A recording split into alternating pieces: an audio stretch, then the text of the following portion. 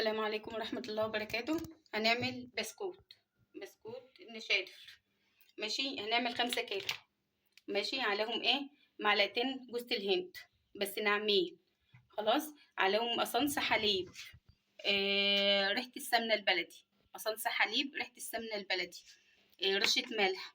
النشادر اهيت اللي عليها كيس فروتي. ماشي، دي كريمة، هاخد معلقتين كريمة منها. ودي لبن بودر انا محمصاه، دي معلقتين لبن بودر انا محمصاه، لبن بودر اهو. ماشي، عليهم 2 كيلو ونص سمنة، 2 كيلو ونص سمنة. رشة فانيليا. ماشي، كيس بيكنج باودر، كيس واحد لان هحط نشادر واحط نص معلقة نشادر وبيكنج باودر، احط نشادر وبيكنج باودر عشان تعمل. ومعايا كاستر، اخد معلقتين كاستر، اخد معلقتين كاستر. ماشي، خلاص كده. والسكر. ماشي، الكيلو الدقيق عليه ربع كيلو سكر. خلاص، والبيض، الكيلو الدقيق عليه 3 بيضات، دي للمكنه. انا بديلكم مقادير المكنه مش مقادير الكيس. مقادير الكيس بنزود البيض، يبقى 4 بيضات. خلاص، بنفس المقادير، بس انا بحب اعزز البسكوت، يعني بحب اخلي طعمه حلو كده. ممكن ما تحطيش اللبن، وممكن ما تحطيش الكريمه، وممكن ما تحطيش الحاجات دي. بس الحاجات دي هي اللي بتخلي ريحه البسكوته جميله، تفضل لاخر واحده، ما تحطيش روايح تانية. وكيس فروت البرتقال بيعزز الطعم، كيس فروت البرتقال بيعزز الطعم. ماشي، انت ممكن ما تحطيش الكاستر، وما تحطيش اللبن البودر، وما تحطيش الكريمه، بس انا بحب البسكوته بتاعتي بتبقى معززه، يعني طعمها يبقى حلو. انا محمصه اللبن البودر ريحته جميله، لما بتبقى متحمصه بتبقى ريحته حلوه. وهحط معلقتين كريمه والكاستر. خلاص، نوضب الحاجه كده ونشوف مع بعض هنحط ايه.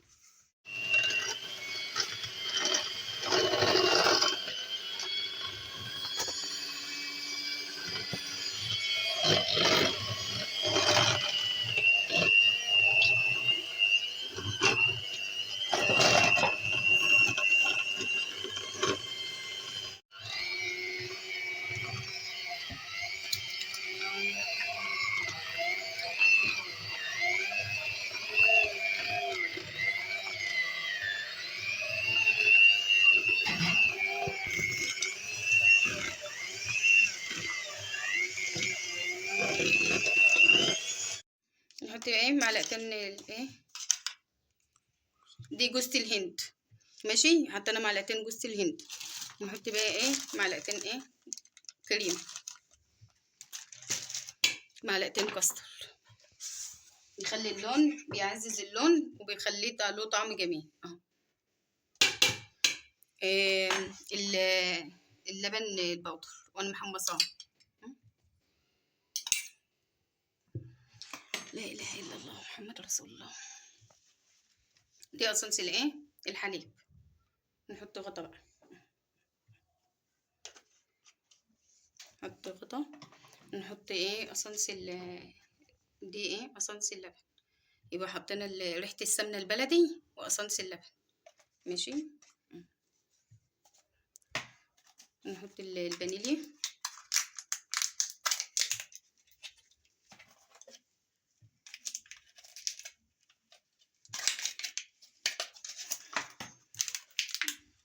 نص معلقه فانيليا.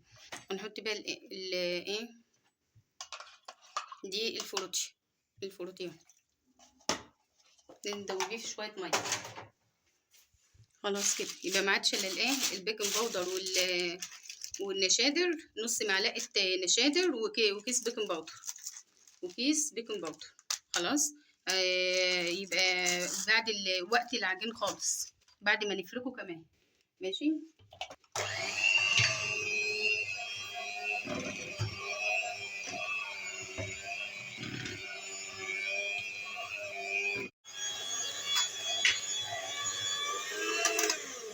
لحد ما تبيض كده، وبعد كده نحط الدقيق ونفرك بقى، نبس بقى زي القرص كده لحد ما الدقيق يختفي خالص.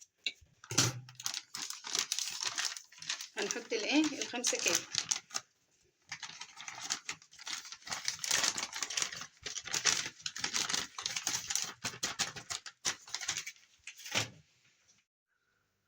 كده بنفرك ايه العجينه اهيت. ناعمه ازاي؟ لازم الدقيق يختفي خالص، لازم الدقيق بتاع البسكوت يختفي خالص. تفضلي تعجني فيك شو كده شويه كده اهو، شويه بشويه عشان تجيبي من تحت، لان في تحت بيبقى لسه في دقيقه.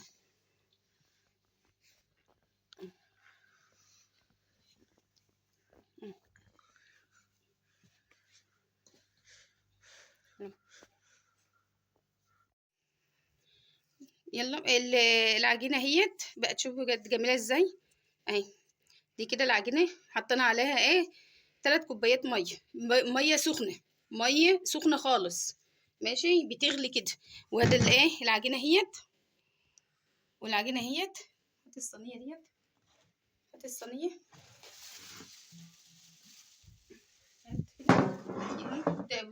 هات بقى هنا وانا بقى شغاله.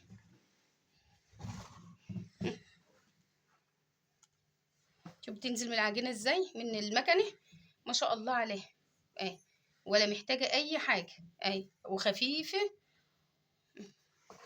وخفيفه خالص. بصوا ولا النقشه اهي، النقشه جميله ازاي. دي عجينه المكنه، دي ايه عجينه المكنه. انما عجينه الكيس بيفرق معانا في البيض، بنزود البيض عشان تنزل من الكيس. انما عجينه المكنه شوفوا عامله ازاي جميله، ما بدهنش الصينيه زياده هيت ولا اي حاجه، لسه غاسله الصينيه ولا دهنتها اي حاجه. بصوا نازله ازاي من العجينه اهي زي الفل اهي، المقادير مظبوطه وجميله. اشتغلوا بقى، واي حد عايز المكونات يقول لي عليها. والسلام عليكم ورحمه الله وبركاته، كل سنه وانتم طيبين. دي كده البسكوت اهوت ماشي بعد ما طلع من الفرن. اول صينيه اهيت بعد ما طلع من الفرن بمسك السكينه واقوم رايحه ايه عاملاها هزاك دوت عشان ما تتكسرش. لو نشفت في الصينيه هتتكسر. شوف نشفت بدات تنشف اهي خلاص. يبقى ايه نقوم عاملينها بالسكينه كده اهو. بس البسكوته جميله ازاي وخفيفه وخفيفه ما شاء الله جميله. خلاص المقادير ديت مظبوطه اهي. حتى اللي اتكسرت لما نشفت اتكسرت، شوف عملت ازاي. شوف مش متحمله، يعني دي لو اتغمست في الشاي مش متحمله الشاي ماشي. جميله ازاي، مش هتتحمل الشاي ماشي. ايوه ناشفه ازاي، ناشفه وجميله.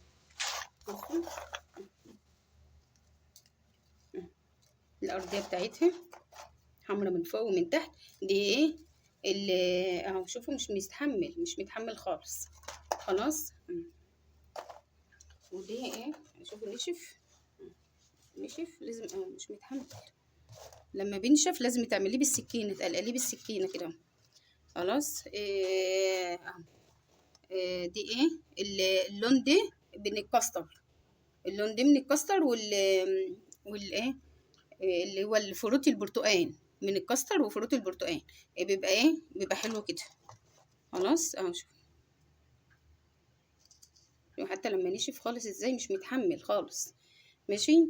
فبألف هنا للي ياكل، وكل سنه وانتم طيبين.